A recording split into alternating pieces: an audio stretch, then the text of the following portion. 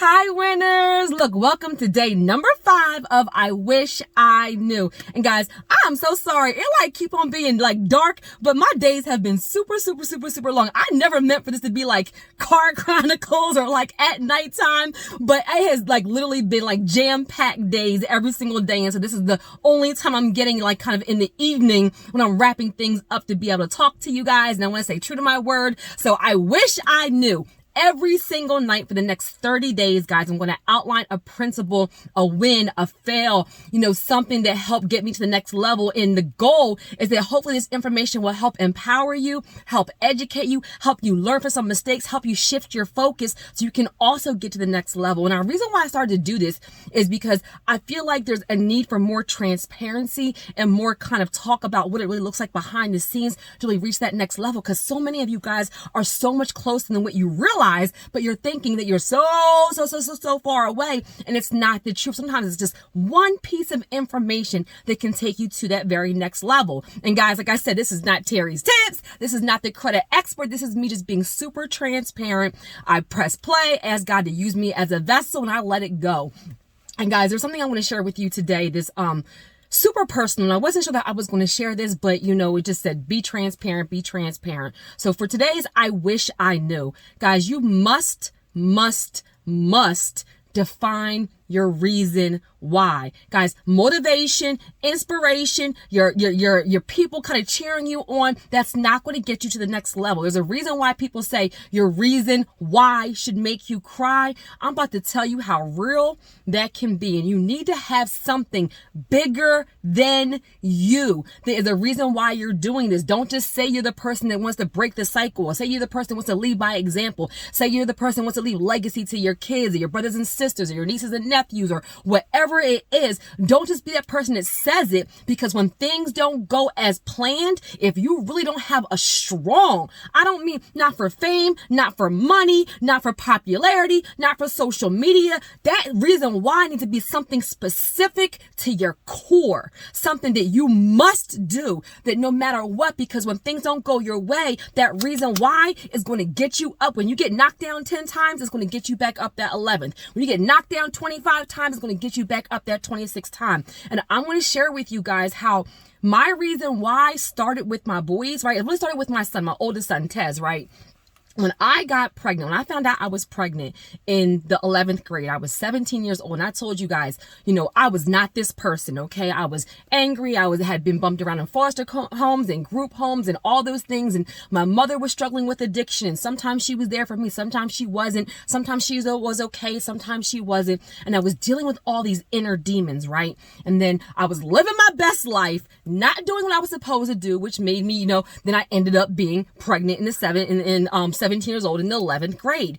And guys, all of that self-talk, right? So people were saying to me, you ruined your life and you're going to be a teen parent. And you're not going to graduate from high school and you're going to be on public assistance, and just all of it's like I was down to my lowest, and then they beat me down even more. And I started to think, and I thought about how I had grown up. I thought about my anger, my hurt, and literally the thing that was meant to break me was the thing that ended up, just like the other day, it ended up being my superpower. Because the minute I found out that I was going to be a mother, I said, my son will not. He will not grow up like me. He will not bounce around. He will feel loved. It will be a stable environment. When I talk about getting that very first property at the age of 21, guys, it had nothing to do with social. Remember, I'm in my 40s. There wasn't Instagram. There wasn't Facebook. There wasn't YouTube. It wasn't for likes. It wasn't for cheers. It wasn't for popularity. It was for stability. Me cleaning myself up, getting a job, graduating from high school, working on my credit, me cutting out all my toxic behavior, toxic people, was because I wanted stability for my son. Now, fast forward, right? I told you that I was young. I did the right thing when it came to my household, but then I still was I had credit and things were going great. And then I started balling out, and still I didn't have coaches. I didn't have mentors. I didn't know about personal development at that time. So I made a lot of bad decisions, right? I made some good decisions. I made sure that my house was stable. I made sure that everything was safe for my son. I made sure I was leading by example. My work ethic is crazy, but I did not do the right things when it came to like the career and my investing and putting, properties in LLCs. Like, it was a hot mess. Now, you fast forward to where I am now, starting my consulting firm in 2017 and getting back into real estate investing. Now, I have multiple companies, multiple investments. And guys, there's a reason why I always talk about net worth. There's a reason why my channel is different. There's a reason why my language is different. There's a reason why I'm so intentional about telling you guys, use your personal and business credit to build wealth and to acquire assets. Guys, I did not know that me leveraging and making good decisions and me having a net worth is going to save someone very close to me's life. It got real. So let me dig a little bit deeper, because I need you to understand why your reason why should make you cry. It has to be personal. It has to be strong. It has to be, something that you will not quit on. You can't just say you want to break the cycle. And so a loved one, someone very, very, very dear to me, had a legal situation. Now, mind you, this is like in 2018. This is before Make Real Estate Real, before, my event with Eric Thomas. This is when I was just starting my business. My mom had passed away. It was the worst timing ever in the beginning of my business, but I already had assets. I already was living below my means. I had already learned from my previous mistakes and losing everything before the market crashed to make some better decisions, right? Not perfect, but better. So I already had a net worth. Someone very, very, very, very close to me had a legal situation. There's a reason why I have my nonprofit now. It's called Dinah's Dreams. It's up and running. More information coming soon. And the goal is one of the parts of it is the Youth Legal Advocacy Program, which is designed to help people 25 and under, first-time offenders who do not have the legal means to pay for representation or to pay for bail. When this situation happened to me, it was somebody that I love, somebody that had, no criminal background, somebody that was a minority. And it was a case that was a lot of nonsense. And what I learned really quick is that, we see things on TV and we hear about all these stories, but it's not until it hits your front door that you realize, baby, I have cop friends that I love. I'm not saying there's good and bad people. There's good and bad black. There's good and bad cops. There's good and bad white and black people. Like, I'm not saying all of that. I'm talking about my personal situation. This situation happened, and this person that should not have had the hand dealt to them that they had a $1 million bail. $1 million. No criminal background. Graduated from high school. No priors, no nothing, squeaky clean. I had a job. And it was literally because it was in the area we're in. I told you, I live in a suburb, and, the area that we were in, this person, had a situation. Look, they say innocent until proven guilty. Baby, sometimes it's like you are guilty and you have to prove yourself innocent. And what I learned in this situation is that if you don't have the means for the right type of legal representation and or bail and or resources or help, your life can literally be changed. And those people that know me personally know exactly what I'm talking about, because I was very vocal. I had to humble myself because I needed help. And I knew that what was happening to this person was not right. I had never been in a situation like this before, but because I had assets, because I had a network, I was able to leverage 3 properties. And this is in the beginning, after my mom had passed away. She had no life insurance. I had just started my business. It was not what it was today at all. It was the beginning of my business really starting to take off. I was able to leverage my assets to then hire the top trial attorneys firm in my area to take this case and to handle it. And let me tell you something. When I went through this situation, I heard so many horror stories. First of all, it took a lot of time, a lot of red tape, and a lot of damage is still being rectified as the aftermath of this. But what I learned is literally when I went through this case, there was an 18-year-old who was going through a similar situation, Hispanic, young man, his parents, they did not have money for legal representation. They didn't speak, good English anyway, and they actually had a public defender handle the case. That young man And without telling all the business, he went upstate as 18-year-old, young, like, I can't imagine. I can't imagine. I was able to leverage my assets to then hire the right legal representation that changed this person's life. And not only on top of that, guys, when we talk about your network being your net worth, let me tell you how I even got connected to that attorney and that firm that was able to help me. My pastor, shout out to Pastor Michael Brown.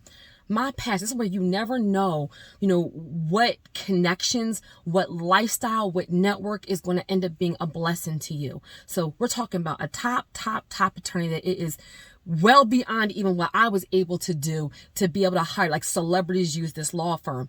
And what happened was that one of the attorney's children actually played, I think it was a football or softball with my pastor's son. They actually knew each other. When this situation happened, I was able to get a trial attorney that I would not have any access to come the very next day and show up at the district court and then take the bail from $1 million after a couple of things of 750 to 350. We were able to get the person out, and the outcome was drastically changed. We're talking about a situation that would have went from changing this person's life to going upstate to being, a completely different person, to being out now, doing well. Everything, worked out fine. And it was literally because I was able to leverage my assets. Now, what is the lesson in that? This person is a loved one. Their life is not any more or less important than your loved ones, than your brothers and sisters, your sons and daughters, your mother and father. I cannot tell you how many brown people and minority people and young people have a legal situation that did not turn out the way that it probably should have, because they did not have the resources. Guys, stop playing around with this.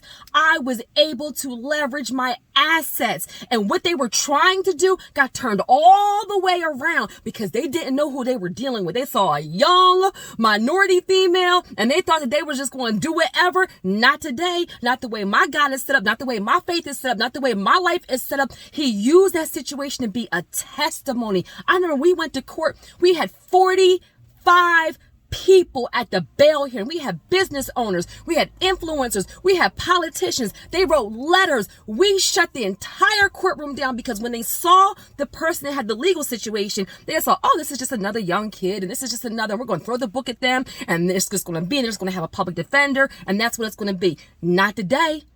I put up everything. And guys, the situation could have turned out very, very differently. But I said to myself, I don't care if I put up these properties and I lose everything. That person's life is worth it. And if I lose everything, so be it. I will build it back up. Your net worth, guys. If I had a bunch of things, and I didn't own anything, how would that situation have turned out? I leveraged my assets and I saved somebody's life. And honestly, that's how drastic it was, because that's what these charges were. That's where they were trying to send this person. And this person couldn't have dealt with that. I promise you they couldn't have. I saved their life and I leveraged my assets. And this is way back when my net worth was more than $1 million before my business got up and running, because I learned to live below my means and I used my personal and business credit to acquire assets. It can be that serious. Are you using your credit? Are you using your assets where you can be a help to somebody? You can bless somebody. You can change somebody's situation. Or are you balling out of control, stunting for social media and just getting a bunch of things that are liabilities? Guys, your net worth, your reason why, has to make you cry. I made those decisions and I did things differently because I knew from my past life that it was up to me to be the one that's going to save my boys. It's up to me to be the one to save my family. It's up to me to be the person that breaks the cycle. Your reason why has to make you cry. I wish I knew that your reason why is so connected to your success that you need to stop what you're doing right now and ask yourself, why are you doing this? Why do you want to be an influencer? Why do you want to start a business? Why are you breaking the cycle? What is the reason why? Define it and remind yourself of it every single day, because on your bad days, that will be the thing that will get you up. I wish I knew that my reason why making me cry is the core of the reason why I'm successful today. I wish I knew. Have a great day, guys.